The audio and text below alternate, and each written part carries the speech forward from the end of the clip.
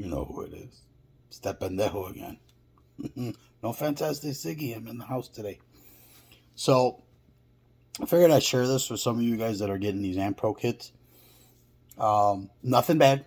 I just came across something that hopefully would help you guys. So, mine is for a Ford. It is this one. Okay. Not only is the intent to use the RCAs, but I also opted for the TOS link. It does come with a little piece of foam to protect your terminals. What I did notice, when I go to install this, okay, the picture is pretty good. Let me pause this real quick. Figured I'd bring this out. So the pictures are pretty good. Instructions are spot on.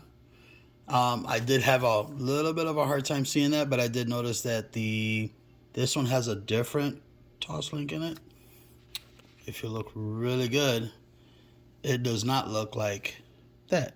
And again, nothing wrong. You got to keep in mind, mine is for a Ford, Ford Taurus to be exact. So mine may be a little different. What I did notice when I attempted to go on ahead and install this, I'm going to be real careful, and it presses right in, just like the instructions. However, there is a little gap.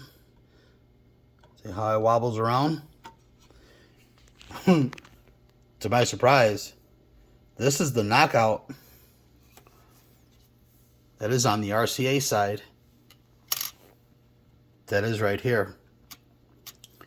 So, give you a quick visual. Sorry about this. I'm trying to do this with one hand like everybody else and shit.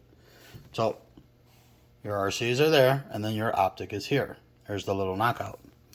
What I thought, and to my surprise, is, give me a second. I'm going to pause this again. After I get started. And to my surprise, this little guy actually fits up underneath. What I'm going to end up doing is using some double-sided tape to secure that to the board, and so that this secures to here. Here's what I got. Now there's no flex. So if you guys are using these, you guys come across your situation like, damn, that fucker's kind of bouncing around, use the little knockout piece, double-sided sticky tape it, and again, both sides, one to the board and one to the actual optic. Okay, I'm using a light strength. This thing's probably older than dirt, but I will tell you this: for it being old, it's actually done me some justice. It's light strength. It's like paper. It's, oh my god, like rolling paper thin. That sounded so bad, but it's very thin. It's not 3M, not that HB. It's nothing crazy. It's just some lightweight, very thin, double-sided sticky tape. Again, from the knockout to the board and from the knockout to the optic.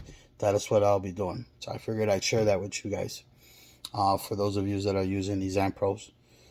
So, first time me using it, so I will give you guys an update on how everything goes.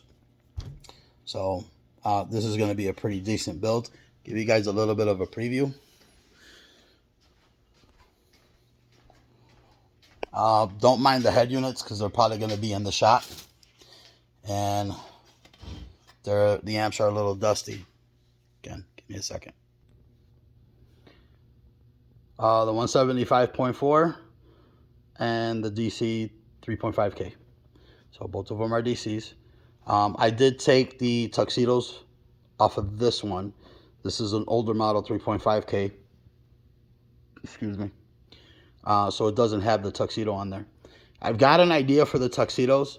I don't know whether if I'm going to pull that trigger yet, but I've got an idea that'll give these that better tuxedo look. The aluminum and black is just a little bit too harsh for me, so I've got an idea that may work.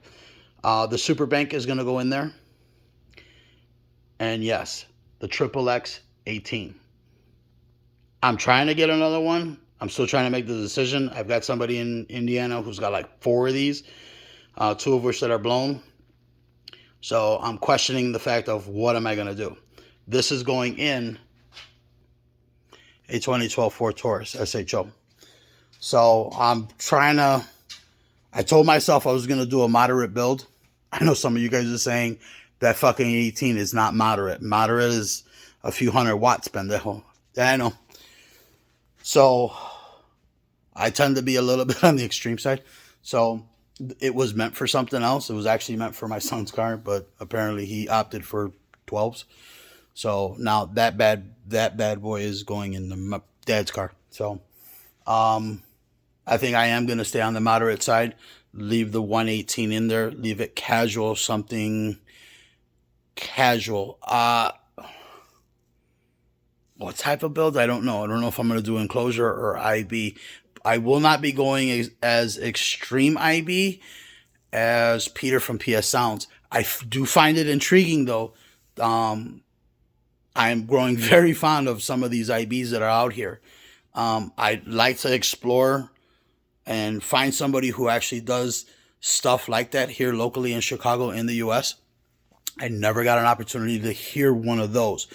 Long story short, I'm in my 40s. I'm an 80s kid.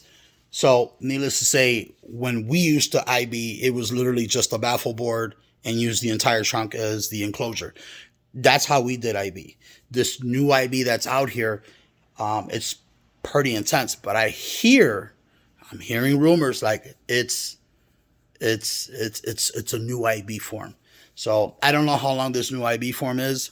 For some of you that don't understand IB, it's called Infinite Baffle. Those of you that know, you already know. However, Peter does high-end installs, and he has discovered a new way of IBing. I just found this guy, so I'm kind of learning some new, getting back into the whole audio thing. So this is a refresh.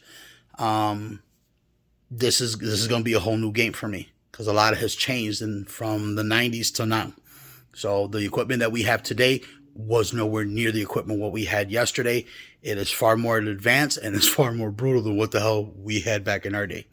So again, if it's going to be an IB, again, it's just literally just going to be a board sub, and I will figure out where we're going to go, how we're going to position the sub. So, but that's your tidbit. But enough about that. But that's why I figured I'd share with you on the Amp Pro, just in case if you guys are having that little trouble with the TOS link. Stick that little fucker in there with some double-sided sticky tape, bottom, top. Again, knockout to board and knockout to TOS link. Okay, hope this helps. I'll let you boy.